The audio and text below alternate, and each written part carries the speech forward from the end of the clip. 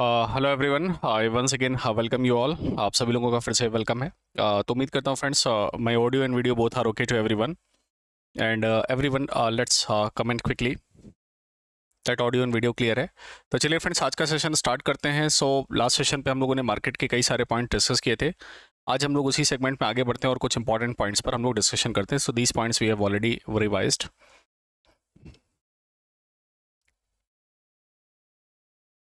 चलिए, तो हम लोग जो है मार्केट स्ट्रक्चर के बारे में डिस्कशन करना शुरू कर दिया था हमने, है ना, जिसमें हम लोगों ने परफेक्ट कंपटीशन, हमारे पास मार्केट स्ट्रक्चर के अंदर परफेक्ट कंपटीशन, पूर्ण प्रतियोगिता बाजार, मोनोपोली, एकाधिकार बाजार और इम्परफेक्ट कंपटीशन के अंदर ओलिगोपोली और मोनोपोलिस्टिक मार्केट आते हैं। मोनोपोलिस्टिक मार्केट को एकाधिकार प्रतियोगिता बाजार के नाम से हम लोग जानते हैं और ये होता है आपका अल्पाधिकार बाजार या ओलिगोपोली मार्केट। अब ये जो हमारे पास डिफरेंट टाइप के मार्केट्स हैं, इनके कुछ फीचर्स और प्राइस डिटर्मिनेशन के बारे में हम लोग बात कर रहे थे। अगर आपको याद हो तो लास्ट सेशन पे हम लोगों ने परफेक्ट कंपटीशन के बारे में पढ़ लिया था। मैं फटाफट रिवाइज करा देता हूं आपको। परफेक्ट कंपटीशन में आपको पता है पूर्ण प्रतियोगिता बाजार है, बहुत बड़ा मार्केट होता है, एंट्री एग्जिट बहुत ही आसान होती है, होमोजीनियस टाइप के प्रोडक्ट, सेम एक समान समरूप वस्तुएं या सजाती वस्तुएं आपको देखने को मिलते हैं। रिप्लेसमेंट, जो यहाँ पर आपके पास जो रिप्लेसमेंट होता है वो बहुत अच्छा होता है। सब्सिट्यूट आइटम आपके पास बहुत ही ईजिली होते हैं, आप इजिली सब्सिट्यूट कर सकते हैं चीज़ें, है ना।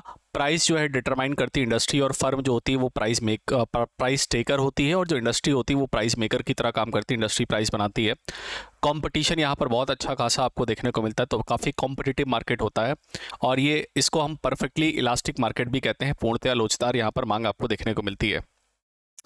तो इस तरीके के बाजार में अगर आप देखें तो जो हमारे पास जो एवरेज रेवेन्यू है और जो डिमांड और जो हमारी प्राइस वाली लाइन होगी, वो इसमें एक फ्लैटर लाइन आपको देखने को मिलती है।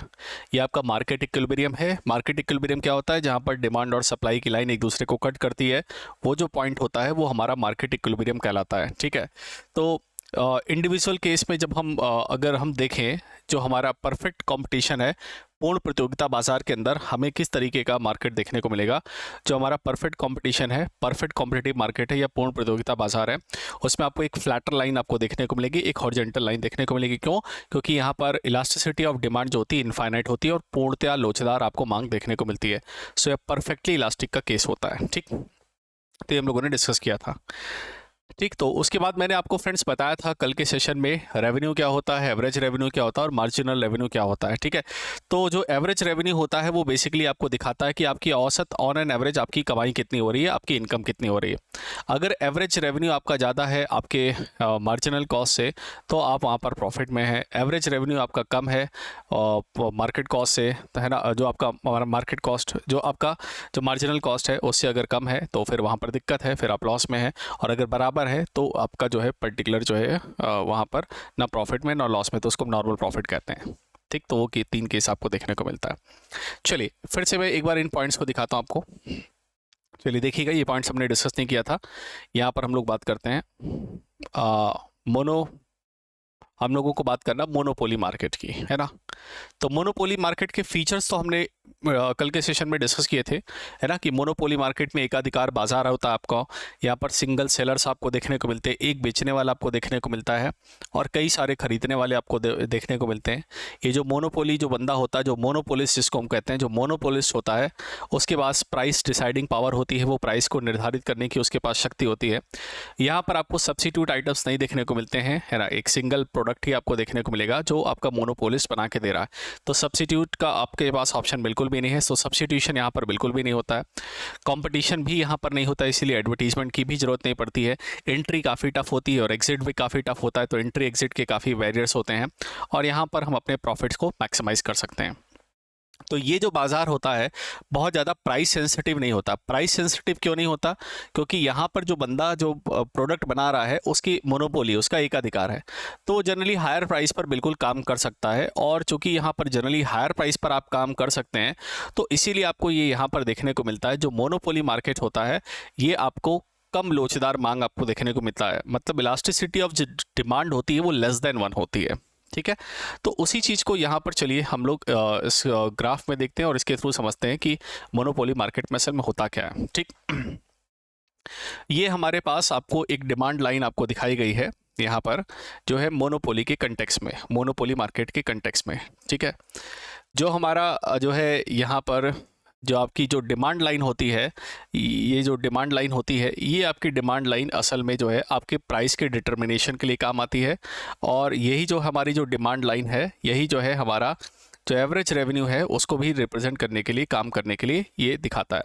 और ये हमारे पास है मार्जिनल रेवेन्यू, ये हमारे पास मार्जिनल रेवेन्यू की लाइन आपको देखने को मिलती है। तो ये हमारे पास मार्जिनल रेवेन्यू है, ये हमारे पास डिमांड की लाइन है, मार्केट डिटरमाइन है, डिमांड लाइन है। और यही हमारा जो है प्राइस जो है की तरह काम करता है, यही हमारा प्राइस की तरह दिखता है हमें। ठीक, तो जो हम किस प्राइस पर वहाँ पर सेल आउट कर रहे हैं वो बेसिकली इसी लाइन से हम जो है आइडेंटिफाई करते हैं। अब हम यहाँ पर कुछ केस देखते हैं कि प्रॉफिट कब होगा और लॉस कब होगा। कल मैंने कुछ आपको फॉर्मूले लिख के बताए थे, वो फॉर्मूले अगर आपको अच्छे से ध्यान होंगे तो आपको बिल्कुल ईजिली ये समझ में आने वाला है। चलिए, तो यहाँ पर हम उसी चीज़ को समझने की कोशिश करते हैं। ध्यान से देखिएगा यहाँ पर। देखिए, मार्केट के जो है इक्विलिब्रियम में पाने के लिए हमारे पास दो कंडीशंस हैं, दो कंडीशंस हमें सेटिस्फाई करनी पड़ेगी, है ना। पहली कंडीशन क्या है कि जो मार्जिनल कॉस्ट की जो लाइन होगी, जो हमारी मार्जिन कॉस्ट की जो लाइन होगी, जो मार्जिनल कॉस्ट होगा, वो हमारा जो है पर्टिकुलर आपका यहाँ पर इस पॉइंट को टच करते हुए देखने को मिलेगा। तो मार्जिनल कॉस्ट जो है जिस पॉइंट पर यहाँ पर कट करेगा, है ना, मार्जिन कॉस्ट, मार्जिन रेवेन्यू, जो हमारा मार्जिनल रेवेन्यू वाली जो लाइन है, उसको मार्जिनल कॉस्ट जिस पॉइंट पर कट करेगा, वो जो पॉइंट होगा वो हमारे लिए इक्विलिब्रियम प्राइस की तरह काम करेगा। और इस प्राइस को हम यहाँ पर टच करेंगे तो यही हमारा प्राइस होगा जिस पर हमारा प्रोडक्ट मार्केट में बिक रहा है।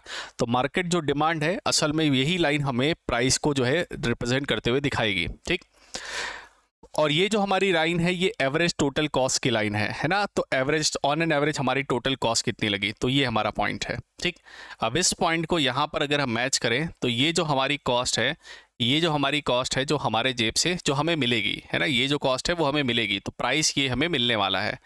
और यहाँ पर ये जो पॉइंट है जहाँ पर हमारा एवरेज टोटल कॉस्ट है, ये एवरेज टोटल कॉस्ट वाला पॉइंट ये दिखा रहा है कि इतनी हमें लागत हमारी लगी है।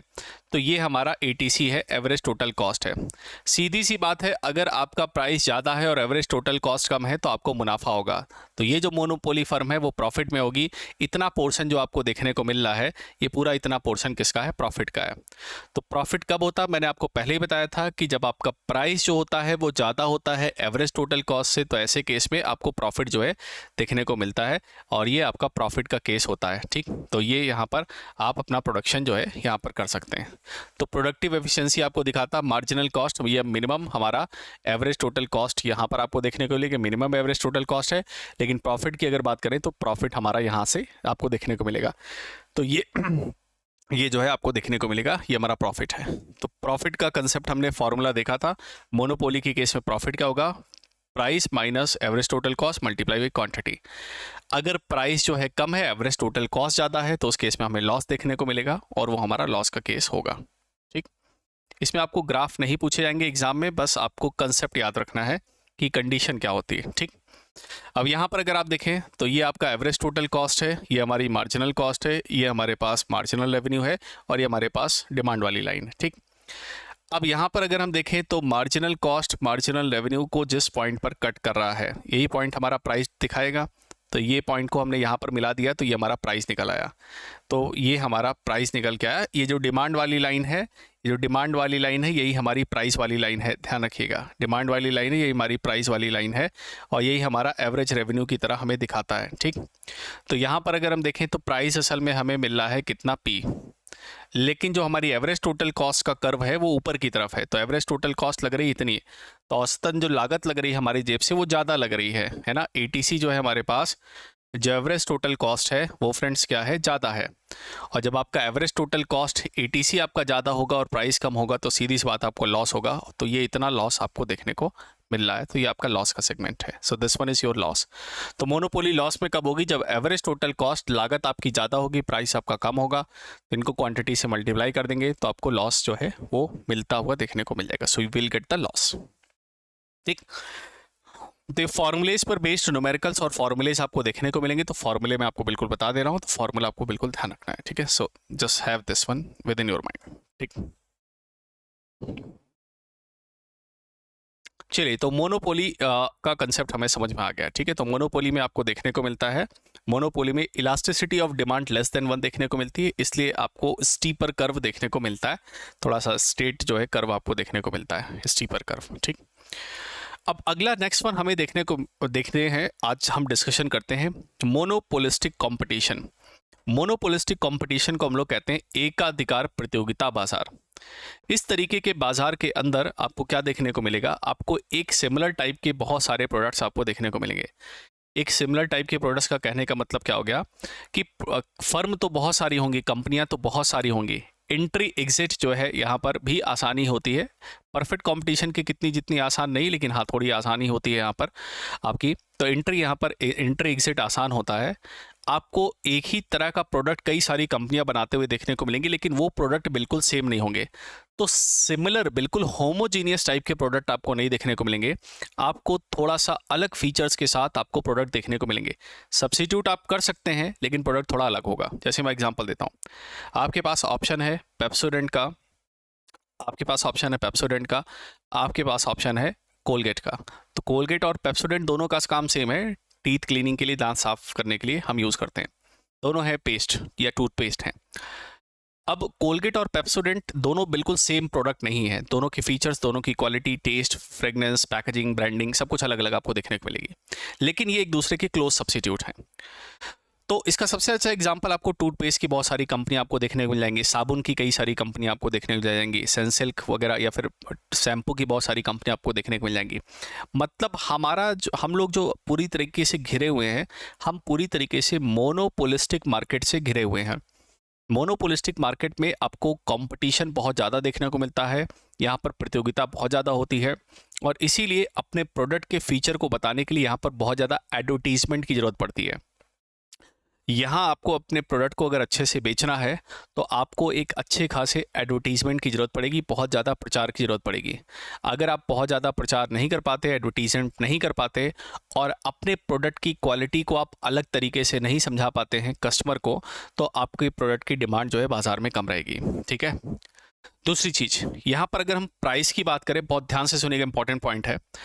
यहाँ पर प्राइस कौन डिसाइड करता है, तो यहाँ पर ध्यान रखिएगा, इंडस्ट्री तो प्राइस डिसाइड करती है, लेकिन इसमें प्राइसिंग की कुछ पावर जो होती है, सम पावर जो होती है, वो फर्म के पास भी होती है।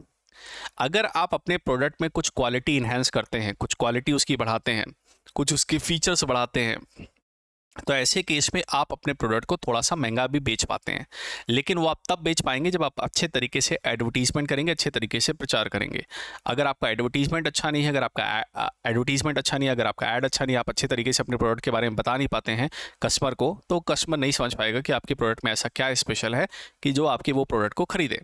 तो आप बताते हैं चिल्ला चिल्ला के आपके टूथपेस्ट में नमक है ना, कुछ तूफ़ानी करते हैं, ये करते हैं, वो करते हैं, अलग अलग तरीके से एडवर्टीजमेंट कंपनी आपको ऐड दिखाती हैं, सो दैट आप इन प्रोडक्ट्स की तरफ अट्रैक्ट होते हैं और उनके प्रोडक्ट खरीदते हैं, भले थोड़े से महंगे प्राइस पर। तो थोड़ा बहुत प्राइसिंग पावर होती है फर्म के पास, लेकिन एक्चुअल जो है इंडस्ट्री डिसाइड कर देती है बेंचमार्क, यहाँ इतनी रेंज में होना चाहिए, बाकी वो डिसाइड करती है। तो कंपटीशन बहुत अच्छा होता है, होमोजीनियस नहीं, लेकिन हाँ क्लोज सब्स्टिट्यूट आपको देखने को मिल जाता है। चलिए बात करते हैं इसके बारे में। यहाँ लार्ज नंबर ऑफ फर्म्स आपको देखने को मिलेगी, बहुत सारे लोग आपको बेचने वाले और बहुत सारे लोग आपको खरीदने देखने को मिल जाएंगे। Free entry and free exit है, तो एंट्री बहुत ही आसान है, एग्जिट बहुत ही आसान है, इसमें कोई दिक्कत नहीं है। Some control over the price, जो फर्म होती है उसके पास थोड़ा कंट्रोल होता है प्राइस का। हालांकि ये भी प्राइस सेंसिटिव मार्केट है, ये भी जो है यहाँ पर अधिक लोचदार मांग आपको देखने को मिलेगी। प्राइस आप ज़्यादा बढ़ा दोगे, एड अच्छे से नहीं कर पाए, सही से तरीके से नहीं बेच पाए, तो नहीं बिकेगा, तो उसका तो असर आएगा, लेकिन ये आपको देखना पड़ेगा। Heavy expenditure on advertisement and other selling cost, आपको यहाँ पर एडवर्टीजमेंट वगैरह में, ऐड वगैरह में, प्रचार वगैरह में आपको बहुत हैवी पैसा अपनी जेब से खर्च करना पड़ता है। अगर आप हैवी एडवर्टीजमेंट, हैवी एड्स वगैरह नहीं करेंगे तो आपका प्रोडक्ट मार्केट में बिल्कुल भी सस्टेन नहीं कर पाएगा, सर्वाइव नहीं कर पाएगा। प्रोडक्ट वेरिएशन आपको देखने को मिलेगा, बहुत सारे वैरायटी ऑफ प्रोडक्ट आपको देखने को मिलेंगे। क्लोज सब्स्टिट्यूट आपको देखने को मिलेगा, जिसको हम प्रोडक्ट डिफरेंशिएशन भी कहते हैं, जिसमें आपको प्रोडक्ट जो है वो अलग अलग टाइप के भी आपको देखने को मिलेंगे। So will also have the product differentiation, product आपको अलग अलग तरीके के देखने को मिलेंगे। लार्ज नंबर ऑफ फर्म्स देखने को मिलेगी, फ्री एंट्री फ्री एग्जिट आपको देखने को मिलेगा, ठीक है, और प्राइस पर आपका कंट्रोल होगा। Heavy expenditure on advertisement and other selling cost, तो एडवर्टीजमेंट और सेलिंग कॉस्ट पर आपको हैवी ऐड वगैरह करना पड़ेगा। प्रोडक्ट वेरिएशन आपको देखने को मिलता है और प्रोडक्ट डिफरेंशिएशन भी आपको देखने को मिलेगा। सो ये सारे इंपॉर्टेंट फीचर्स हमें यहाँ पर जो है बिल्कुल आपको देखने को मिलेंगे। Okay, so these are the features that we are having. ठीक है, तो इस बात को भी बिल्कुल ध्यान रखिएगा। तो इसको हम लोग कह रहे हैं मोनोपोलिस्टिक कंपटीशन। मोनोपोलिस्टिक कंपटीशन का मतलब हो गया एकाधिकार प्रतियोगिता बाजार। ठीक, अब चलिए मोनोपोलिस्टिक कंपटीशन के अंदर हम देखते हैं कि किस तरीके का हमें वहां पर ग्राफ देखने को मिलता है। जो अभी आपने मोनोपोली मार्केट देखा, तो मोनोपोली जो बंदा है, मोनोपोली बंदे को सुपर नॉर्मल प्रॉफिट भी हो सकता है, मतलब उसका जो रेवेन्यू है, जो उसका रेवेन्यू है वो मार्जिनल कॉस्ट से बहुत ज़्यादा, एवरेज रेवेन्यू जो है वो मार्जिनल कॉस्ट से बहुत ज़्यादा वसूल सकता है, तो उसको हम सुपर नॉर्मल प्रॉफिट कह देते हैं। अगर एवरेज रेवेन्यू मार्जिनल कॉस्ट के बराबर है तो नॉर्मल प्रॉफिट हो गया। और एवरेज रेवेन्यू जो मतलब उसकी कमाई हो रही है वो अगर कम है मार्जिनल कॉस्ट से, उससे लागत भी नहीं निकल रही, तो लॉस में है, तो वहाँ पर आपको सुपर नॉर्मल प्रॉफिट कमाने का मौका मिलता, मतलब बहुत ज़्यादा आप मोनोपोली में पैसे कमा सकते हैं। लेकिन परफेक्ट जो आपका ये मोनोपोलिस्टिक जो कंपटीशन है, जो पूर्ण प्रतियोगिता बाजार है, इसमें आपके पास सुपर नॉर्मल प्रॉफिट का कंसेप्ट नहीं होगा। इसमें आप बहुत ज़्यादा मुनाफा नहीं कमा पाएंगे। इसमें आपके पास नॉर्मल प्रॉफिट होगा, मतलब कहने का क्या हुआ, आपकी जो मार्जिनल कॉस्ट है वो जनरली आपकी एवरेज रेवेन्यू के बराबर ही आपको देखने को मिलती है ना। तो वही इसमें सबसे मेन फीचर आपको देखने को मिलेगा। ठीक, तो चलिए इसके हम जो है कुछ ग्राफ्स जो है देखते हैं। ठीक, चलिए, तो ये यहाँ पर आपको ये देखने को मिल रहा है मोनोपोलिस्टिक कंपटीशन का एक शॉर्ट रन इकोनॉमिक प्रॉफिट का ये सिनेरियो। तो जैसा मैंने आपको बताया, इसकी डिमांड लाइन कैसे बनेगी, इसकी डिमांड लाइन थोड़ी सी हॉरिजेंटल बनेगी। मैंने आपको बताया था जब elasticity of demand greater than 1 होती है तो ऐसा कर्व आपको देखने को मिलता है। इसी डिमांड वाली लाइन पर हमें प्राइस देखने को मिलेगा और यही प्राइस हमारे पास एवरेज रेवेन्यू की तरह काम करेगा। ठीक है, तो ये हमेशा ध्यान रखिएगा। इसके लिए इक्विलिब्रियम की कंडीशन क्या होगी, पहली चीज आपका मार्जिनल जो है, मार्जिनल जो कॉस्ट है वो आपके मार्जिनल रेवेन्यू को एक इंक्रीजिंग है ना, नीचे से इसको कट करना चाहिए, मतलब बढ़ते हुए शेप में इसको कहीं ना कहीं कट करना चाहिए। ये इसको ऊपर से नहीं काटेगा, ये इसको नीचे से काटेगा। तो एक तो केस है मार्जिनल रेवेन्यू मार्जिनल कॉस्ट के बराबर हो, और दूसरा जो मार्जिनल कॉस्ट है वो इसको नीचे से इस कर्व को कट करेगी मार्जिनल रेवेन्यू वाले। तो नीचे से ये इसको बिलो से जिस पॉइंट पर कट करेगी, इसी पॉइंट को आप आगे बढ़ाएंगे यहाँ पर डिमांड वाली लाइन पर, तो ये आपका प्राइस होगा। तो ये यहाँ पर हमें जो है यहाँ पर प्राइस आपको देखने को मिलता है। So this one is our price, ये हमारा प्राइस है पी। और यहाँ पर हम एवरेज टोटल कॉस्ट अगर हम देखें तो यहाँ पर इस पॉइंट को जहाँ पर ये एवरेज टोटल कॉस्ट हमारी निकल के आएगी, एवरेज टोटल कॉस्ट हमारी ये है। ठीक, ये हमारी क्या हो गई, एवरेज टोटल कॉस्ट। मैंने आपको सिंपल सा कंसेप्ट बताया था कि प्रॉफिट के केस में क्या होता है भाई, प्रॉफिट के केस में क्या होता है, प्रॉफिट के केस में प्राइस आपका ज़्यादा होता है, एवरेज टोटल कॉस्ट आपकी कम होती है, और मल्टीप्लाई कर देंगे क्वांटिटी से, मल्टीप्लाई कर देंगे क्वांटिटी से, तो आपको प्रॉफिट या आपको लाभ देखने को मिल जाएगा। तो ये आपका मार्केट प्राइस आपको देखने को मिलता है। तो इस लाइन पर जो डिमांड वाली लाइन है उसी पर आपको प्राइस या मार्केट प्राइस या एवरेज रेवेन्यू आपको देखने को मिलता है। ठीक है, तो एवरेज रेवेन्यू असल में हमारा जो है यहाँ पर इतना जो है आपको ऑलमोस्ट जो है देखने को मिला। एवरेज टोटल कॉस्ट ये हमारी इतनी है। ठीक, तो सीधा सा फंडा दिमाग में ये बैठाइए, अगर हमारी जो डिमांड वाली लाइन है उससे नीचे average line, average total cost की लाइन अगर जा रही है, इसका कर्व नीचे जा रहा है, ठीक, तो इस पर्टिकुलर केस में आपको प्रॉफिट देखने को मिलेगा क्योंकि टोटल कॉस्ट आपकी कम है और आपका प्राइस जो आपको ज़्यादा मिल रहा है। ठीक, अब इसी का उल्टा देखते हैं। तो कंडीशन आपको दो ध्यान रखनी है, मार्जिनल रेवेन्यू मार्जिनल कॉस्ट के बराबर हो, तो जिस पॉइंट पर कट करेगा बिलो साइड से वो मार्जिनल कॉस्ट मार्जिनल रेवेन्यू के बराबर होगा, वही पॉइंट होगा जिस पर हमें प्राइस मिलेगा। ठीक, अगर मान लेते हैं ये कर्व ऐसे आ रहा होता और ये इसको यहाँ कहीं काट रहा है, मान लेते हैं अपनी डिमांड वाली लाइन को यहाँ कहीं काट रहा, मार्जिनल रेवेन्यू वाली लाइन को। तो मार्जिनल रेवेन्यू वाली लाइन को अगर ये यहाँ पर कहीं कोई काटे तो ये पॉइंट पर हम प्राइस डिसाइड करेंगे नहीं। संतुलन बिंदु के लिए दो कंडीशन आपको ध्यान रखनी है, पहला मार्जिनल रेवेन्यू मार्जिनल कॉस्ट के बराबर हो, पहला केस, और दूसरा केस ये नीचे से जो है काटे मार्जिनल रेवेन्यू की लाइन को, ये बिलो है ना, ये जो मार्जिनल रेवेन्यू वाली जो लाइन है उसको नीचे से काटेगी मार्जिनल कॉस्ट वाली लाइन। ठीक, तो ये नीचे से काटना है इसको। ठीक, तो ये केस आपको देखने को मिलेगा और इस केस में होगा हमें प्रॉफिट। ठीक, तो ये आपको देखने को मिला इक्विलिब्रियम की कंडीशन जो हम बाजार में जनरली बनाए रखने की कोशिश करेंगे, तो वो प्राइस हमें मिलेगा।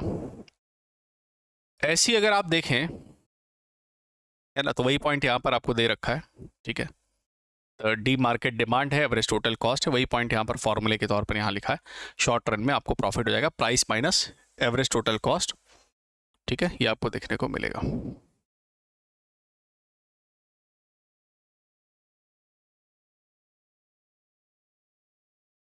चलिए अगला हम देखते हैं लॉस कब हो सकता है। अगर आपको प्रॉफिट समझ में आ गया तो आपको लॉस भी समझ में आ जाएगा। नियम क्या है, कौन सा पॉइंट हमारा प्राइस पॉइंट होगा। पहला केस, एक ऐसा लाइन जिस पर मार्जिनल कॉस्ट और मार्जिनल रेवेन्यू एक दूसरे को कट करते हो और वो नीचे से काट रहा हो। तो अगर मेरे को प्राइस पता करना है तो देखिए हमारी मार्जिनल रेवेन्यू वाली पॉइंट है, इसको हम आगे बढ़ा देंगे किस पर, ये डिमांड वाली लाइन पर। तो ये तो पॉइंट होगा हमारा किसका, प्राइस का। ये पॉइंट किसका होगा, हमारा प्राइस का। ठीक, अब हमारा जो एवरेज टोटल कॉस्ट है, औसत लागत हमारी कितनी लगी है, वो इतनी लगी है। अब सीधी सी बात है, डिमांड वाली लाइन से ऊपर बनी है एवरेज टोटल कॉस्ट की लाइन, तो इतना हमारा लागत जो है ज़्यादा लग रहा है, कमाई इतनी हो रही है, प्राइस इतना आ रहा है, बट जो एवरेज टोटल कॉस्ट है, जो एवरेज टोटल कॉस्ट है वो कितनी है, वो इतनी लग रही है। अब आपका एवरेज टोटल कॉस्ट असल में क्या हो गया, आपका जो एवरेज टोटल कॉस्ट क्या हो गया, एवरेज टोटल कॉस्ट वो ग्रेटर देन हो गया प्राइस से, और ऐसा होता है तो आपको लॉस देखने को मिलता है ना। तो सीधी सी बात है, जब आपकी कमाई कम है और आप खर्चे ज़्यादा करोगे है ना, तो खर्चा आपका ज़्यादा हो रखा तो आपको लॉस देखने को मिलेगा। ठीक, तो इसको हम ऐसे फॉर्मूले को बना सकते हैं।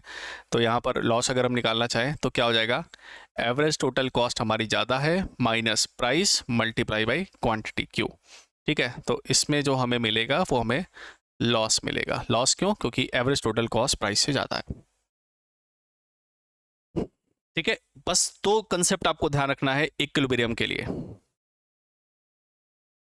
ग्राफ से क्वेश्चन कहने का मतलब आपसे जो कंसेप्ट है उस पर क्वेश्चन आएगा, ग्राफ बनाने के लिए नहीं आएगा, ग्राफ के कंसेप्ट पर क्वेश्चन आएगा, है ना। कि मोनोपोलिस्टिक कंपटीशन के अंदर इक्विलिब्रियम की कंडीशन कब होती है, तो मार्जिनल रेवेन्यू मार्जिनल कॉस्ट के बराबर हो, और जो मार्जिनल कॉस्ट का जो कर्व है वो नीचे से काटेगा, बिलो कट करेगा किसको, मार्जिनल रेवेन्यू वाली लाइन को, तो ये नीचे से कट करना चाहिए। यही पॉइंट हमारा संतुलन बिंदु होगा। ठीक है, यही पॉइंट हमारा इक्विलिब्रियम पॉइंट को अचीव करेगा। ठीक है, देखिए ये आपको क्लियर है, फिर मैं आगे मूव करूं। देखिए एक बार जो भी लोग लाइव हैं प्लीज रीड दीज पॉइंट्स। देखिए समझ में आ रहा है कि नहीं, देखिए सभी लोगों को समझ में आ रहा है कि नहीं।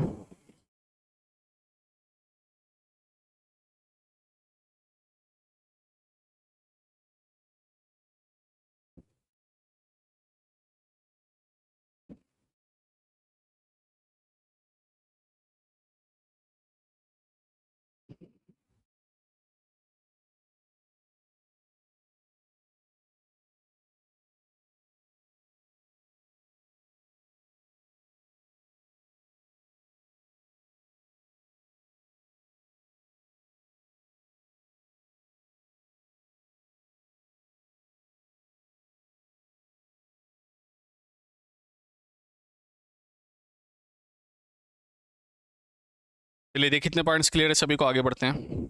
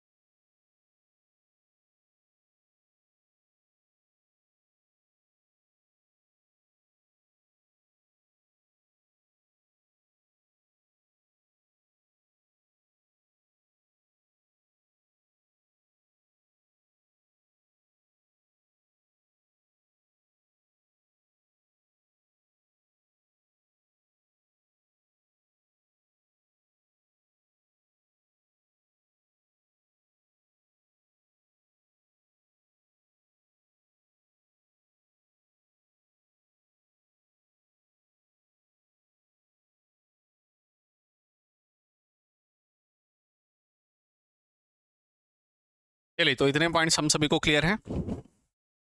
Okay, let's move on the next one. ठीक है, तो वो जैसे सारा कंसेप्ट आपने देखा है उसी तरह का यहाँ पर पॉइंट आपको लॉन्ग रन के लिए दिया हुआ है।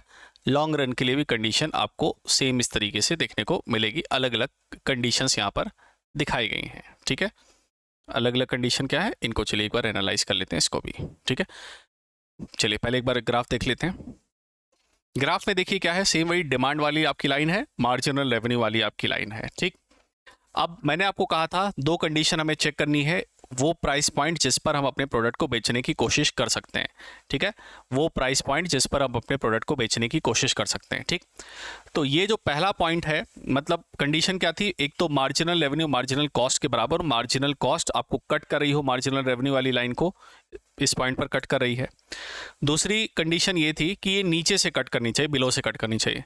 तो ये फिलहाल हमें ये पॉइंट मिल रहा है कि ये यहाँ पर इस लाइन को यहाँ पर कट कर रही है ना। तो ये हमारे पास पॉइंट, और ये यहाँ पर टच कर रही है। ठीक, तो ये हमारा तो है इक्विलिब्रियम पॉइंट। फर्स्ट कंडीशन हमें देखने को मिलेगी। तो फर्स्ट पोजीशन क्या है, MC marginal cost rises above MR, है ना। तो मार्जिनल कॉस्ट यहाँ पर इसके बाद जो है बढ़ने लगती है, और एडिशनल रेवेन्यू आपका जो है कॉस्ट जो है वो ज़्यादा हो जाती है रेवेन्यू से। इसलिए फर्म को मैक्सिमम प्रॉफिट जो है वो प्रोड्यूस होता है क्वांटिटी पर by charging in the position 1। तो कंपनी यहाँ पर अगर देखें तो मार्जिनल कॉस्ट यहाँ पर उसकी जो है कम आपको देखने को मिलती है। इस मार्जिनल कॉस्ट के कम के बाद जो है मार्जिनल कॉस्ट आपकी बढ़ने लगती है, और चूंकि इसके बाद मार्जिनल कॉस्ट आपको बढ़ने लगती है तो आपको प्रॉफिट वहाँ पर कम आपको देखने को मिलता है। ठीक, अब यही कर्व को अगर हम और आगे बढ़ाएं तो मार्जिनल कॉस्ट यहाँ पर आपकी प्राइस के बराबर हो जा रही है। अगर इसी को आगे यहाँ पर इस पॉइंट को सेकंड पॉइंट को लें तो सेकंड पॉइंट क्या हो जाएगा, मार्केट प्राइस मार्जिनल कॉस्ट और एलोकेटिव एफिशिएंसी हमारी बराबर हो जाएगी। तो जो सेकंड पॉइंट है इसमें आप देखिए, मैंने आपको बताया था जो डिमांड लाइन होती है वही प्राइस लाइन होती है, वही हमारी एवरेज रेवेन्यू लाइन होती है। तो हमारा जो प्राइस है और जो हमारी जो मार्जिनल कॉस्ट है इस पॉइंट पर दोनों बराबर हो जाएगी। तो इसको हम एलोकेटिव एफिशिएंसी कहते हैं। एलोकेटिव एफिशिएंसी का मतलब हमारी जो एक्चुअल जो एफिशिएंसी है लास्ट पॉइंट तक वो यही है। इसी पॉइंट तक हम अपना कुछ मुनाफा वगैरह कमाने तक का काम कर सकते हैं, क्योंकि अगर हम इसके ऊपर बढ़ेंगे तो हमारा एवरेज टोटल कॉस्ट जो है वो बढ़ा हुआ आपको देखने को मिलेगा, और प्राइस हमको कम देखने को मिल सकता है, तो हमें दिक्कत होगी। अगले पॉइंट को अगर हम देखें, जो तीसरा पॉइंट है, ये मार्जिनल कॉस्ट आपकी एवरेज टोटल कॉस्ट को इस पॉइंट पर कट कर रही है। तीसरे पॉइंट को आपको देखने को मिल रहा है। तीसरा पॉइंट पर क्या होगा, प्रोडक्टिव एफिशिएंसी होगी और मिनिमम एवरेज टोटल कॉस्ट होगी। तो एवरेज टोटल कॉस्ट तो हमारी जो औसतन लागत है वो तो मिनिमम होगी, लेकिन जो हमारी मार्जिनल कॉस्ट है वो यहाँ पर बढ़ती हुई देखने को मिलेगी, और इसीलिए प्रोडक्टिव एफिशिएंसी हमारी मिनिमम ATC पर देखने को मिलेगी। प्रोडक्टिव एफिशिएंसी मतलब हमारी जो मैक्सिमम एफिशिएंसी है, जो हमारी मैक्सिमम क्षमता है, वो यहाँ पर आपको देखने को मिलेगी। इसके बाद अगर आप फर्दर बढ़ते जाएंगे तो हमें बिल्कुल दिक्कत देखने को मिलेगी और प्रॉब्लम वहाँ पर जो है बढ़ जाएगी। तो एक्सेस कैपेसिटी का मतलब क्या होता है, कोई कंपनी कितना अधिक उत्पादन कर सकती। Quantity produce at minimum ATC, जो आप उत्पादन करेंगे minimum average total cost per, और quantity yielding in the greatest profit, और जो आप ग्रेटेस्ट प्रॉफिट पर जो उत्पादन कर रहे हैं वो यहाँ पर, इन दोनों के अंतर को ही आपका एक्सेस प्रॉफिट एक्सेस क्वांटिटी कहते हैं। मतलब इतनी क्वांटिटी का कंपनी के पास मार्जिन जो है अवेलेबल है। ध्यान से सुनिएगा इसका मतलब क्या हुआ, ध्यान से सुनिए। जैसे मान लेते हैं कोई प्रोडक्ट को मैं 50 रुपए के प्रॉफिट पर बेच रहा हूँ। 50 रुपए के प्रॉफिट पर मैं बेच रहा हूँ। 50 रुपए के प्रॉफिट पर मैं बेच रहा हूँ, और मैं बेच रहा हूँ मान लेते हैं 10 किलो 10 kg। 50 रुपए के प्रॉफिट पर बेच रहा हूं कितना, 10 kg। ठीक, अब यहां पर एक्चुअल में मेरे पास जो क्षमता है वो 20 kg तक की है। एक्चुअल में मेरे पास जो क्षमता है वो 20 kg तक की है, लेकिन जब मैं 20 kg सप्लाई करूंगा तो मेरा प्रॉफिट जो है वो आपको गिरा हुआ देखने को मिलेगा। हो सकता है मैं इस समय 30 रुपए का ही प्रॉफिट कमा पाऊं, लेकिन जो आपकी जो आप यहां पर जो 20 kg की आप सप्लाई करेंगे उस केस में आप क्वांटिटी आपकी सप्लाई ज़्यादा होगी, और जिस समय आपका मैक्सिमम प्रॉफिट आ रहा होगा, यहाँ पर जब मैं 50 रुपये का प्रॉफिट कमा रहा हूँ केवल 10 kg सप्लाई करके, क्योंकि यहाँ पर सबसे मिनिमम मेरी कॉस्ट है, तो यहाँ पर मैं 10 kg की सप्लाई कर रहा हूँ और यहाँ पर मैं सप्लाई कर रहा हूँ 20 kg की। तो ये जो हमारी कॉस्ट है 20 kg वाली, इसमें से 10 kg को घटा दीजिए तो 10 किलो का जो हमारा है वो हमारी एक्सेस कैपेसिटी है। एक्सेस कैपेसिटी मतलब जो और जितना हम एक्स्ट्रा अपना सप्लाई को बढ़ा सकते हैं कम प्राइस पर काम करके। ठीक है, जैसे आसान भाषा में कहूँ, मेरे पास 100 किलो माल रखा हुआ है, 100 kg का माल रखा हुआ है, 100 kg का माल रखा हुआ है, तो मैं अभी मान लेते हैं उनको 70 रुपये में बेच रहा हूँ। 70 रुपये में बेच रहा हूँ, 100 kg माल मेरे पास रखा हुआ है, लेकिन मैं उसमें से 50-60 kg बेच रहा हूँ। 40 किलो माल मेरे पास सरप्लस रखा है, एक्स्ट्रा रखा है। अगर मान लेते हैं बाजार में प्राइस में गिरावट भी आ जाती है, तो आपको पता है जब बाजार में जो है बाजार में अगर प्राइस पे अगर मान लेते हैं गिरावट अगर आपको देखने को मिलती है ना, तो कई बार हम जो है सप्लाई को थोड़ा सा बढ़ाने की कोशिश करेंगे, सो दैट कि हम प्राइस वहाँ पर अपना ज़्यादा माल जो है बेचने का काम कर सकें। तो ऐसे केस में जब आप वहाँ पर सप्लाई को बढ़ाएंगे, तो उस केस में जब प्राइस थोड़ा सा आपका कॉस्टिंग आपका मार्जिन कम हो जाएगा, लेकिन आप सप्लाई बढ़ा के उस मार्जिन को पूरा करने की कोशिश करेंगे, तो वो जो एक्स्ट्रा आपकी खपत है, वो जो एक्स्ट्रा आपके पास माल है, वही आपकी एक्सेस कैपेसिटी है। एक्सेस कैपेसिटी का मतलब जो आपकी अधिक क्षमता है। ठीक है, इसको चलिए अब यहाँ थोड़ा सा जूम कर देता हूँ, अब देखिएगा, ये अब आपको क्लियर कट देखने को मिलेगा। चलिए, तो हमने 3 पॉइंट देखे, तीनों पॉइंट को यहाँ पर फिर से समझिएगा। देखिए, पहला पॉइंट है जब मार्जिनल कॉस्ट राइज होता है एबव मार्जिनल रेवेन्यू से, तो हमारे पास क्या होती है, जो कॉस्ट होती है वो एक्सीड होती है एडिशनल रेवेन्यू से, जो हमारे पास कमाई है उससे ज़्यादा कॉस्ट लग रही है, और इस वजह से फर्म का मैक्सिमम प्रॉफिट इसी पॉइंट पर होता है जब मार्जिनल रेवेन्यू मार्जिनल कॉस्ट के बराबर होता है। और मैंने आपको बताया था यही आपकी इक्विलिब्रियम की कंडीशन होती। ये तो पॉइंट 1 क्लियर है। दूसरा केस हमने देखा जब मार्केट प्राइस, मार्जिनल कॉस्ट और एलोकेटिव एफिशिएंसी ये हमारी बराबर हो, तो हमारी जो क्षमता है वो हमारी बराबर दिख रही। प्रोडक्टिव एफिशिएंसी में क्या होता है, प्रोडक्टिव एफिशिएंसी जो हमारी मिलती है, जो अधिकतम उत्पादन क्षमता में मिल सकती है जब हमारी मिनिमम एवरेज टोटल कॉस्ट होती है। और हमारी अधिक जो क्षमता है वो कैसे पता चल सकती है, जब आप एवरेज टोटल कॉस्ट पर, जब आप minimum average total cost per जो आप उत्पादन करेंगे, और जब आप मैक्सिमम प्रॉफिट कमा रहे थे उस समय जो आपने उत्पादन किया, तो एवरेज टोटल कॉस्ट पर जितना आपने ज़्यादा माल सप्लाई किया उसमें से पुराने वाले सप्लाइड माल को घटा देंगे, तो आपकी एक्सेस जो क्षमता है, आपके पास एक्स्ट्रा कितनी कैपेसिटी है, वो एक्स्ट्रा कैपेसिटी आपकी निकल आएगी। ठीक है, तो ये बस थोड़ा सा आपको बेसिक पॉइंट ध्यान रखना है। ठीक, तो एक्सेस कैपेसिटी क्या होती है ये आपको ध्यान रखना, अधिक क्षमता यहाँ पर कितनी होगी। ठीक है, इसको चाहे तो कहीं लिख लीजिए। ये वैसा ही कंसेप्ट है जैसे मैंने आपको सरप्लस सरप्लस का कंसेप्ट बताया था, सेम वही बात है। ठीक है, सेम वही कंसेप्ट यहाँ पर लिखा हुआ है, इसको लिख लीजिए कहीं साइड में। दूसरा तीसरा पॉइंट लिख लीजिए, दूसरा तीसरा पॉइंट लिख लीजिए।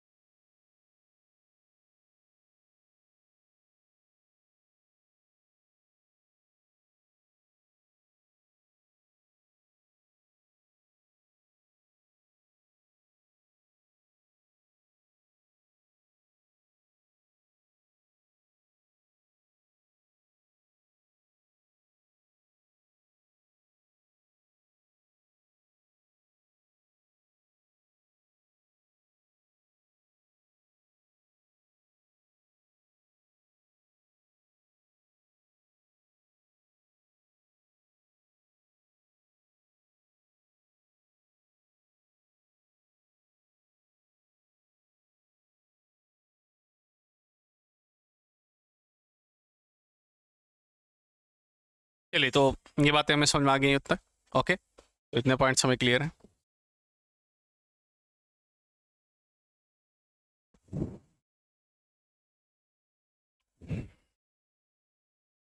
चलिए, अगला हम लोग बात करते हैं next one friends, oligopoly market की। चलो, लास्ट में मैं इसकी समरी लिखा दूंगा आपको, तो आपको ध्यान रहेगा। चलिए, अगला हम बात करते हैं ओलिगोपोली मार्केट की। ओलिगोपोली मार्केट में आपको देखने को मिलता है, just a second, oligopoly market के अंदर आपको देखने को मिलता है अल्पाधिकार बाजार, इसको हम कहते हैं। अल्पाधिकार बाजार बेसिकली क्या होता है? इसके अंदर आपको फ्यू बिग फर्म्स आपको देखने को मिलेंगे, कुछ फर्म्स आपको देखने को मिलेंगी, कुछ कंपनी आपको देखने को मिलेंगी। इस मार्केट में एंट्री एग्जिट में कुछ बैरियर्स होते हैं, एंट्री एग्जिट में कुछ बाधाएं जरूर आती हैं, लेकिन इस मार्केट के अंदर आपको कुछ कंपनियां ही देखने को मिलेंगी जो बहुत बड़े लेवल पर काम करती हैं। बहुत ही कैपिटल इंटेंसिव बिजनेस होता है, बहुत ही पूंजी लगती है, बहुत ही लागत लगती है, तब आप इस इंडस्ट्री, इस सेक्टर में काम कर पाते हैं ओलिगोपोली मार्केट में। जैसे मैं अगर आपको बात करूं कि कार की कंपनीज, कार की कंपनियों की अगर आप बात करें, जैसे आपकी ह्यूंडई हो गई, मारुति हो गई, टाटा हो गई, महिंद्रा हो गई, ये आपकी जो कार की कंपनियां हैं, ये कार की कंपनियां एक बड़े लेवल पर कार का प्रोडक्शन करती हैं। इसमें आपको प्रोडक्ट जो है वो हेट्रोजीनियस टाइप के प्रोडक्ट और होमोजीनियस टाइप के प्रोडक्ट दोनों भी आपको देखने को मिलेंगे। दोनों तरह की बातें अभी हम करेंगे आगे चल के। तो आपको प्रोडक्ट जो है आपको कई सारे आपको देखने को मिलेंगे, किसके अंदर? मार्केट के अंदर, बाजार के अंदर। So lot of products will have with in the market. ये जो ओलिगोपोली मार्केट होता है, इसमें बहुत ज़्यादा इसमें भी कंपटीशन होता है और एडवर्टीजमेंट के लिए कंपनियां बहुत सारा पैसा खर्च करती हैं। मारुति सुजुकी की कंपनी लगातार ऐड करती रहेगी ताकि वो महिंद्रा वाले को पिछाड़ सके, महिंद्रा वाला ऐड करता रहेगा, हुंडई को पिछाड़ सके। तो सब आपस में कंपटीशन जो है, प्रतियोगिता इनमें बहुत ज़्यादा होती है और यहाँ पर कंपनियां आपस में इंटरडिपेंडेंस होती हैं, मतलब एक दूसरे पर निर्भरता काफ़ी ज़्यादा होती है। एक कंपनी अगर प्राइस घटा देती है तो बाकी की कंपनियां भी प्रेशर में आ जाती हैं, तो कई बार उनको भी प्राइस घटाना पड़ता है, क्योंकि उनको पता है नहीं तो कस्टमर जो है हमारा प्रोडक्ट छोड़ के दूसरे के पास चला जाएगा। क्योंकि क्लोज सब्सिट्यूट, एक नियर जो है सब्सिट्यूट आपको आइटम्स आपको देखने को मिलेंगे, ये यहाँ पर इसकी खासियत देखने को मिलती है। ओलिगोपोली मार्केट में चूंकि कंपटीशन बहुत ज़्यादा होता है, तो इसलिए प्राइस जो है ये थोड़ा बहुत सेंसिटिव मार्केट होता है। आप अगर अपने प्रोडक्ट में कुछ नए फीचर्स ला के बेचना चाहते हैं, तो आपको अपने प्रोडक्ट के लिए अच्छा एड, अच्छा एडवर्टीजमेंट जो है करना पड़ेगा। प्राइस डिसाइड करने की जो क्षमता होती है, वो कंट्रोल जो है कहीं ना कहीं फर्म के पास भी होता है। मैं अपनी गाड़ी बना रहा हूँ, अपने हिसाब से उसका प्राइस डिसाइड करूँगा, ठीक है। तो इंडस्ट्री का कोई इंडस्ट्री यहाँ प्राइस मेकर नहीं होती है। जो प्राइस मेकर होती है वो फर्म खुद होती है। फर्म खुद डिसाइड करती है कि उसको कितना प्राइस जो है रखना है। कई बार इस तरह के मार्केट में क्या होता है, कार्टेल बन जाता है, ग्रुपिंग बन जाती है, कोलिजन हो जाता है। ग्रुपिंग का मतलब क्या हो गया? जैसे वोडाफोन आइडिया, जियो और एयरटेल हैं, बीएसएनएल हैं। इन लोगों ने देखा यार आपस में लड़ाई करने से तो कोई फ़ायदा है नहीं, तो कस्टमर मज़े ले रहा है और हम आपस में लड़ रहे हैं, अपना प्रॉफिट खो रहे हैं। तो क्यों ना हम सब लोग आपस में मिलकर डिसाइड करें कि भाई 700 रुपये से कम का कोई रिचार्ज कराएगा ही नहीं, 700 रुपये से कम पर रिचार्ज देंगे ही नहीं, और कम से कम 1.5 GB डेटा ही इनको देंगे। तो सब लोगों ने आपस में मिलकर एक स्ट्रैटेजी बना ली और एक प्राइस डिसाइड कर लिया। इसी वजह से इस पर्टिकुलर बाजार में कई बार आपको गुटबाजी देखने को मिलती है, कई बार आपको कार्टेल देखने को मिलता है, और इसीलिए इसको हम कार्टेल मार्केट भी कहते हैं, क्योंकि इस तरीके के बाजार में आपको कई बार गुटबाजी भी देखने को मिलती है। कंपटीशन बहुत ज़्यादा होता है, लेकिन कार्टेल भी यहाँ पर बनता है, ठीक। तो चलिए हम डिस्कशन करते हैं different types of oligopoly market के, और इसके कई सारे टाइप्स हम डिस्कस करते हैं। तो चलिए स्टार्ट करते हैं इसके बारे में। तो मैंने अभी आपको बताया इंटरडिपेंडेंस होते हैं, काफ़ी एक दूसरे पर निर्भर होती कंपनियां, एडवर्टीजमेंट बहुत ज़्यादा है, कंपटीशन बहुत ज़्यादा है, एंट्री एग्जिट में थोड़ी बहुत बाधाएं होती हैं। यूनिफॉर्मिटी, एक सिमिलर टाइप के प्रोडक्ट्स आपको कमी देखने को मिलते हैं, जनरली आपको डिफरेंट प्रोडक्ट देखने को मिलते हैं। बेचने वाली कुछ ही कंपनियां होती, फ्यू सेलर्स होते हैं। एयरलाइंस की कंपनी, आपको विमान में यात्रा करनी है, तो एयरलाइंस की आपको बहुत ज़्यादा कंपनी नहीं, फ्यू कंपनीज ही आपको जो है देखने को मिलेंगी, ठीक। चलिए, अब हमें फिलहाल इस पर डिस्कशन करना है, और इससे जुड़े हुए क्वेश्चन काफ़ी ज़्यादा एग्जामिनेशन में पूछे आते हैं, ठीक। तो एक एक करके हम इस पर डिस्कशन करेंगे, बहुत ध्यान से देखिए। ओलिगोपोली मार्केट के आपको कई सारे टाइप्स आपको देखने को मिलते हैं।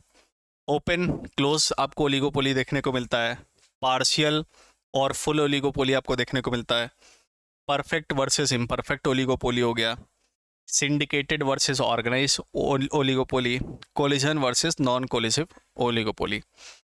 अलग अलग फीचर के आधार पर, अलग अलग क्वालिटी के आधार पर ओलिगोपोली मार्केट को इस तरीके से हम क्या कर सकते हैं, डिफरेंशिएट कर सकते हैं। इनमें कुछ अलग अलग हम फीचर्स जो है वो डाल सकते हैं। अब हम बात करते हैं कि इनमें क्या खासियत है, क्या डिफरेंस है, एक एक करके डिस्कस करते हैं।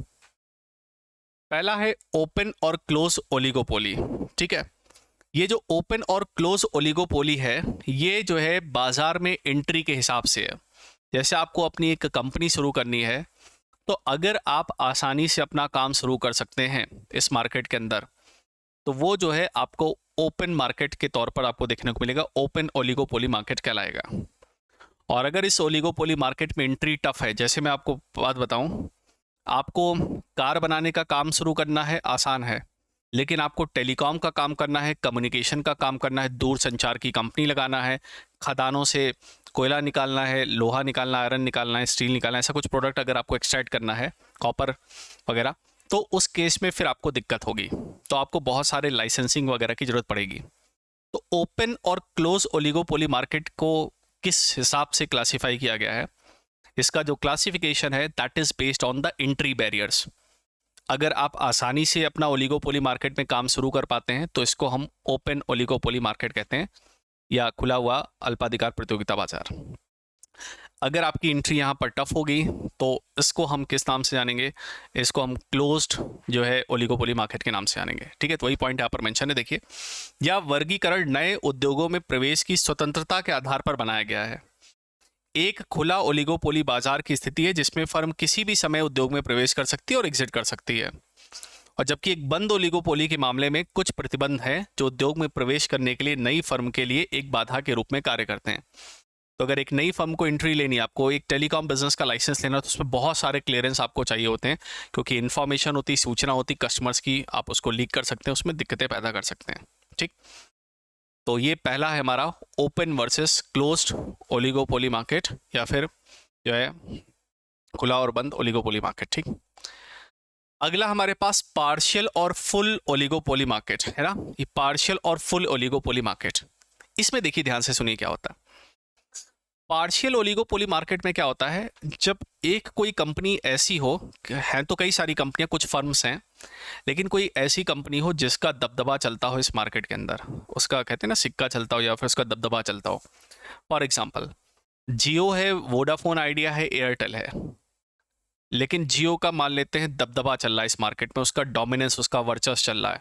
जियो ने प्राइस घटा दिया तो सबको घटाना पड़ रहा है, जियो ने प्राइस बढ़ा दिया सबको बढ़ाना पड़ रहा है। अगर ऐसा बाजार में हाल चल रहा है कि मतलब कोई एक फर्म इनडायरेक्टली सभी को जो है डोमिनेट कर पा रही है, सभी पर वर्चस्व बना पा रही है, तो इसको हम पार्शियल या आंशिक ओलिगोपोली मार्केट या आंशिक अल्पाधिकार बाजार कहेंगे, क्योंकि इसमें एक कंपनी जो है बाजार को थोड़ा सा डोमिनेट कर पाती है ना, वर्चस्व थोड़ा सा बना पाती है। लेकिन अगर बाजार ऐसा है जिसमें किसी भी कंपनी का कोई भी वर्चस्व नहीं है और सब अपने अपने हिसाब से प्रोडक्ट की प्राइस डिसाइड करके बेचते हैं, जैसे कार की दुनिया में किसी का आपको डोमिनेंस नहीं देखने को मिलेगा। मारुति सुजुकी कितना भी काम कर ले, महिंद्रा वालों पर या फिर hyundai वालों पर या फिर टोयोटा वालों पर कोई फर्क नहीं पड़ता, वो अपने हिसाब से अपना बिजनेस करते हैं।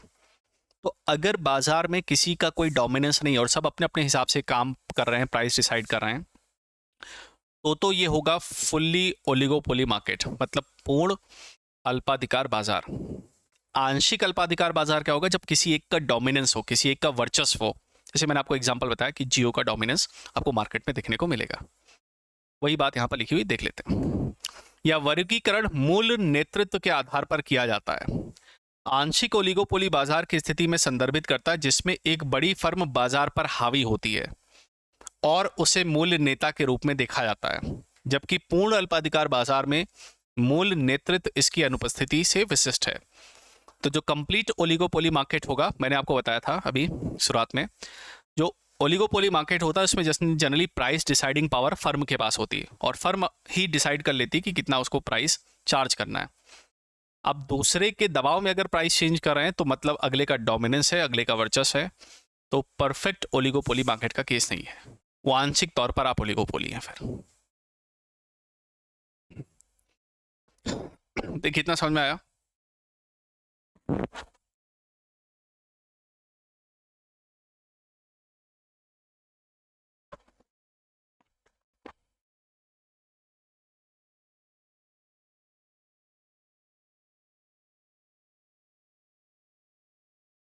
ठीक है, तो ये आपको देखने को मिला। चलिए आगे बढ़ते हैं, नेक्स्ट वन। अगला है अगला है perfect versus imperfect oligopoly market. देखिए, परफेक्ट ओलिगोपोली मार्केट क्या होगा, जो शुद्ध आपका अल्पाधिकार प्रतियोगिता बाजार, इसमें क्या होगा, आपको होमोजीनियस टाइप के प्रोडक्ट्स आपको देखने को मिलेंगे, एक समरूप वस्तुएं भी यहां पर देखने को मिल सकती हैं। जैसे मैं आपको बताऊं, जैसे अगर आप बात करें स्टील की, तो टाटा की भी कंपनी स्टील बनाती है, जिंदल भी स्टील बनाती है, भूसल भी स्टील बनाती है, आर्सेनल मित्तल भी स्टील बनाते हैं। तो स्टील में लगभग आपको सेम प्रोडक्ट आपको देखने को मिलेंगे। कोई कोयला निकालने की कंपनी है, कोल निकाल रही है, तो कोयला सबका लगभग एक ही जैसा आपको देखने को मिलेगा, है ना। आयरन है, गोल्ड है, सिल्वर है, ऐसा कोई भी, तो लगभग आपको सेम प्रोडक्ट देखने को मिलेंगे। तो जब फ्यू फर्म सेम टाइप के, लगभग सिमिलर टाइप के प्रोडक्ट, होमोजीनियस या सजाती तरीके के उत्पाद अगर बेचते हुए आपको देखने को मिलेंगे, तो ऐसे केस में इस तरीके के बाजार को हम लोग जो है प्योर जो है ओलिगोपोली मार्केट कहते हैं, या पूर्ण जो है अल्पाधिकार बाजार कहते हैं। जब आपको डिफरेंशिएटेड प्रोडक्ट आपको देखने को मिले, जब आपको डिफरेंशिएटेड आपको देखने को मिले, अलग तरीके के प्रोडक्ट आपको देखने को मिले, तो उस केस में हम उसको इम्परफेक्ट या फिर डिफरेंशियल ओलिगोपोली मार्केट कहते हैं। जैसे कार की दुनिया में आप देखिए, मारुति सुजुकी की 10 लाख की अलग तरीके की आपको ब्रीजा देखने को मिल जाएगी, अगले की कोई वेन्यू बेच रहा है, कोई सेल्टॉस बेच रहा है, कोई सोनेट बेच रहा है। उसी प्राइस में आपको अलग अलग गाड़ियां मिल जाएंगी, लेकिन वो सेम नहीं रहेंगी, बिल्कुल अलग फीचर्स के साथ आपको देखने को मिलेंगी। तो जब आपको डिफरेंशिएटेड हेट्रोजीनियस प्रोडक्ट आपको देखने को मिले, तो उसको हम कहते हैं इम्परफेक्ट ओलिगोपोली। परफेक्ट ओलिगोपोली क्या होता है, जब एक समान के प्रोडक्ट हैं।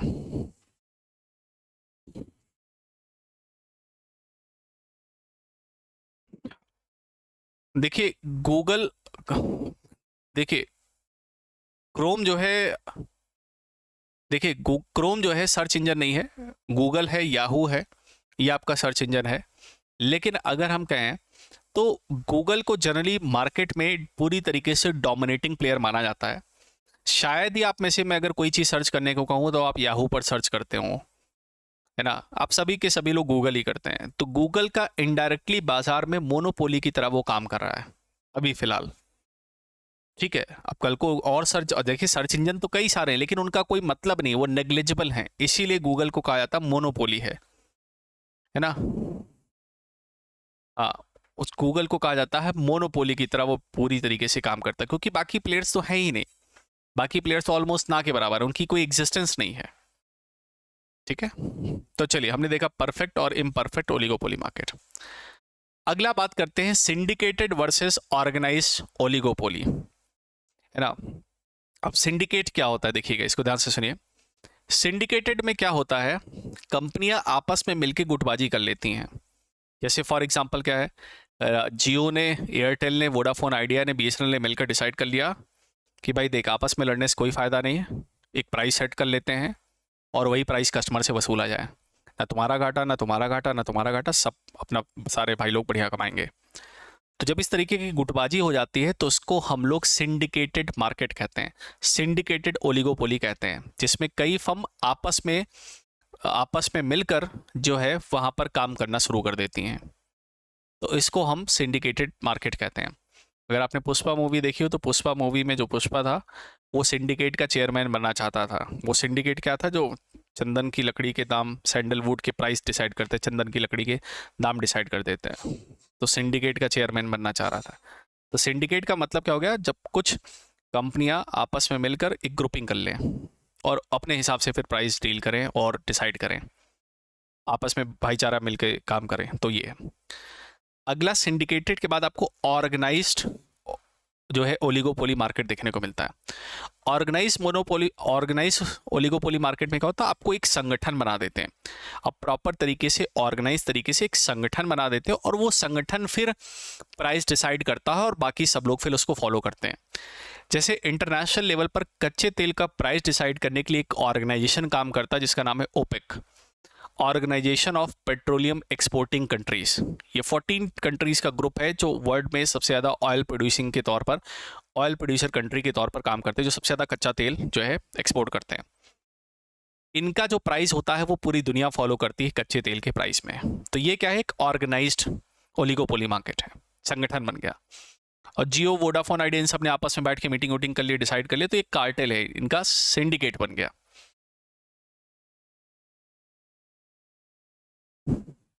चलिए देखते हैं। देखिए सिंडिकेट क्या होता है, यह वर्गीकरण फर्मों के बीच में पाए जाने वाले समन्वय के स्तर के आधार पर किया गया है। तो ये जो क्लासिफिकेशन है ये आपस में जो उनके बीच में अंडरस्टैंडिंग है उसके बेसिस पर है। जब फर्में एक साथ आती हैं और अपने उत्पादों को सामान्य हित के साथ बेचती हैं तो इसे सिंडिकेटेड ओलिगोपोली कहा जाता है। तो अपने जनरल बेनिफिट्स के लिए सभी लोग मिलकर एक साथ बेच रहे हैं। जबकि एक संगठित ओलिगोपोली मार्केट में फर्मों के पास कीमतें, आउटपुट और कोटा तय करने के लिए एक केंद्रीय संघ होता है, वो डिसाइड करता है। जैसे ओपेक को पता है, ओपेक डिसाइड करता है कि कितना कच्चा तेल अब निकालना है, कितना प्राइस रखना है, किसका कितना कोटा होगा, कौन कितना तेल निकालेगा, वो सब कुछ एक संगठित तौर पर एक ऑर्गेनाइजेशन जो है डिसाइड करके बताएगा। तो इसको हम ऑर्गेनाइज्ड ओलिगोपोली मार्केट आपको कह देंगे, ठीक है।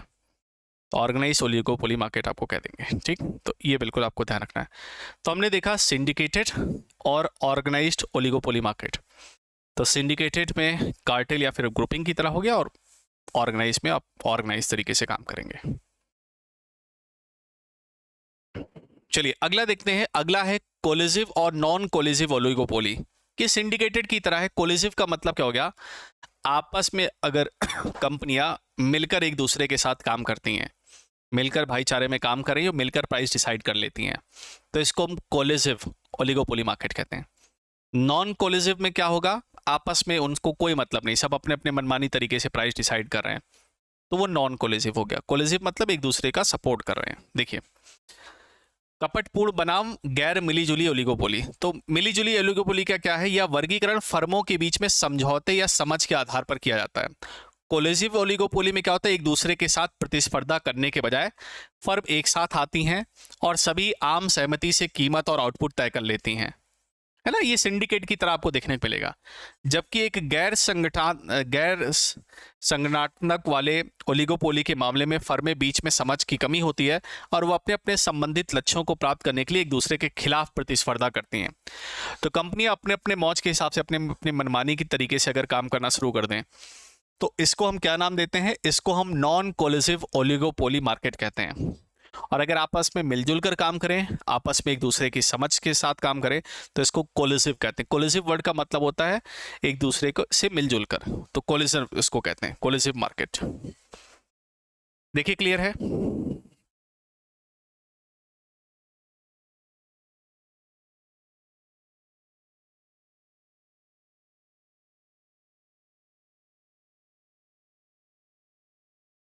देखिए फ्रेंड्स, इतने पॉइंट सभी को क्लियर है, अच्छे से कमेंट सेक्शन बताइए।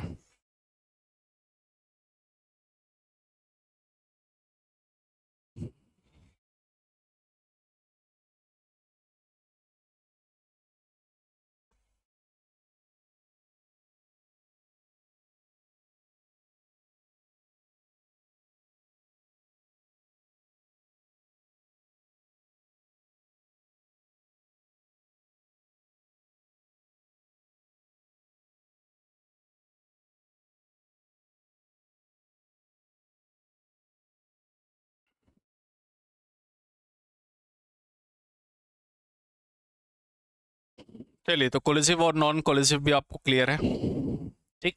चलिए अब एक यहाँ पर एक इंटरेस्टिंग ग्राफ देख लीजिएगा। ये ग्राफ है क्या, देखिए अगर मैं कहूँ आपसे कि जो है आपको ग्राफ बनाना हो ओलिगोपोली मार्केट में, ओलिगोपोली मार्केट का कैसा डिमांड कर्व बनेगा, तो देखिए प्रैक्टिकली ओलिगोपोली मार्केट का डिमांड कर्व बनाना पॉसिबल नहीं है। क्यों नहीं पॉसिबल है, ध्यान से सुनिए। क्योंकि इसमें कोई एक आपको सेम पैटर्न नहीं देखने को मिलता। जैसे मान लेते हैं फर्म ए है, उसने प्राइस बढ़ा दिया, तो अगला एक तो ये सोच सकता है कि यार इसने प्राइस बढ़ा दिया, कोई नहीं इसको बढ़ाने दो, इसके कस्टमर भाग के अपने पास आ जाएंगे, तो इसने प्राइस नहीं बढ़ाया। और दूसरा केस क्या हो सकता है कि मान लेते इसने प्राइस बढ़ाया तो इसको देखकर इसने भी प्राइस बढ़ा दिया। तो यहां पर आपको मार्केट में कभी भी एक सिमिलर टाइप का पैटर्न नहीं देखने को मिलेगा कि हम मांग जो प्राइस के लोचदार हैं कि बेलोचदार हैं, प्राइस सेंसिटिव कितना मार्केट, ये आपको नहीं पता, ठीक है। तो मारुति सुजुकी ने 15,000 रुपये 2 लाख रुपए प्राइस बढ़ा दिया, तो बाकी सब लोग प्राइस बढ़ा रहे हैं, बढ़ा भी सकते हो, नहीं भी बढ़ा सकते। तो इसका मतलब इस चीज़ के बारे में हमें सही से पता नहीं, तो इसीलिए इकोनॉमिस्ट ये मानना है कि इसके लिए हम डिमांड या डिमांड कर्व को हम नहीं ड्रॉ कर सकते, डिमांड कर्व नहीं बना सकते। लेकिन एक हम हाइपोथेटिकल या फिर एक मनगढ़ंत तरीके से हमने एक कर्व बनाने की यहाँ पर कोशिश की है, और इस कर्व को अमेरिका के इकोनॉमिस्ट है मिस्टर पॉल ए स्वीजी, स्वीगी मत याद रखिएगा, स्वीजी याद रखिए, स्वीगी भी याद रखेंगे तब भी काम चल जाएगा। पॉल ए स्वीजी, इन्होंने एक स्वीजीज मॉडल दिया और इन्होंने एक ग्राफ ऐसा बनाने की कोशिश की, इन्होंने एक ऐसा ग्राफ बनाने की कोशिश की जिसमें जो है सभी के सभी फीचर्स आपको देखने को मिल जाए। तो इसका ग्राफ इन्होंने इस तरीके की डिमांड लाइन बनाई। वास्तव में ऐसी कोई भी डिमांड लाइन होती नहीं है, ठीक, लेकिन इन्होंने ऐसा बनाया। तो देखिए इसमें क्या बनाया इन्होंने, इन्होंने ऐसा बनाया कि एक ये डिमांड लाइन यहाँ पर ऐसी बनाई हॉरिजेंटल। तो इसमें इन्होंने दिखाया इलास्टिसिटी ऑफ डिमांड, अधिक लोचदार मांग है ना। अधिक लोचदार मांग मतलब अगले ने प्राइस बढ़ाया तो हमने भी प्राइस बढ़ा दिया, अधिक लोचदार मांग। फिर यहाँ पर ये गिरता हुआ स्टीपर आपको देखने को मिला, तो यहाँ पर है elasticity of demand less than 1, elasticity of demand यहाँ पर लेस देन 1 इन्होंने दिखा दी। और फिर इन्होंने एक ऐसा भी केस दिखा दिया जिसमें इलास्टिसिटी ऑफ डिमांड यहाँ पर 0, ये पॉइंट भी है, इसको 0 पॉइंट कह दिया। ये जो पॉइंट है इसको हम कहते हैं निक्ड पॉइंट, KNIKED, इसको कहते हैं KNIKED, निक्ड पॉइंट, किंग्ड पॉइंट है ना, किंग्ड पॉइंट है ना। तो किंग्ड पॉइंट इसको बोल दिया, और इस पर्टिकुलर पॉइंट को ये कहा कि हाँ इस पॉइंट पर हम अपने प्रोडक्ट को बेचने की कोशिश करेंगे, जो किंग्ड पॉइंट होगा। इसमें ना हम अधिक लोचदार मांग की तरफ जाएंगे ना कम लोचदार तरफ मांग की तरफ जाएंगे, हम एक ऐसा कर्व बनाएंगे। तो ये क्वेश्चन एग्जाम में कई बार पूछा गया है कि जो है ओलिगोपोली मार्केट के अंदर किस तरीके का डिमांड कर्व बनता है। तो यहाँ पर आपको ध्यान रखना है, किंग्ड डिमांड कर्व आपको देखने को मिलता है ओलिगोपोली मार्केट के अंदर, और वो एक ऐसा आपको लाइन देखने को मिलता है जिसमें शुरुआत में आप अधिक लोचदार आपको देखने को मिलता है, फिर कम लोचदार देखने को मिलता है, बीच में आपको 0 पॉइंट होता है, और इसी प्राइस पर हम इक्विलिब्रियम वहां पर रखना चाहते हैं। ठीक है, देखिए बात सभी को समझ में आ गई। तो ये हमारा नेक्स्ट पॉइंट है जिस पर हम यहाँ पर काम करना चाहते हैं। यहाँ पर डिमांड कर्व ओलिगोपोली मार्केट का आपको देखने को मिलेगा। तो किंग्ड डिमांड कर्व है ना, किंग्ड डिमांड कर्व हाइपोथेसिस है जो कि गिवन है, दिया गया अमेरिकन इकोनॉमिस्ट पॉल ए स्वीजी के द्वारा, और इसीलिए इसको स्वीजीज मॉडल भी कहते हैं, जिसमें इन्होंने ये एक्सप्लेन करने की कोशिश की कि हालांकि हम ओलिगोपोली मार्केट में डिमांड कर्व नहीं बना सकते, बट फिर भी इन्होंने अंडरस्टैंडिंग के लिए, समझने के लिए इस तरीके का कर्व जो है वो बना के दिया। ठीक है, so this one is basically demand curve. अब जब चूंकि हम डिमांड कर्व इसमें सही से नहीं बना पाएंगे, तो इसलिए प्राइस डिसाइडिंग की पावर सबके पास अपनी अलग अलग होती है, तो सब अपने अलग अलग हिसाब से प्राइस जो है डिसाइड करते हैं। ठीक है, तो यहाँ पर प्राइस सबका अलग अलग तरीके से आपको देखने को मिलेगा। तो उम्मीद करता हूँ फ्रेंड्स ये सारे पॉइंट्स आपको समझ में आ गए होंगे, है ना। तो इसकी PDF आज आपको सेशन टेलीग्राम चैनल पर मिल जाएगी। ठीक है, तो अभी के लिए फिलहाल इतना ही करते हैं, सेशन को रिवाइज कर लीजिएगा, बाकी नेक्स्ट सेशन मिलेंगे तो और कुछ पॉइंट डिस्कस करेंगे। तो see you in the next session, till then bye bye, take care, thank you very much.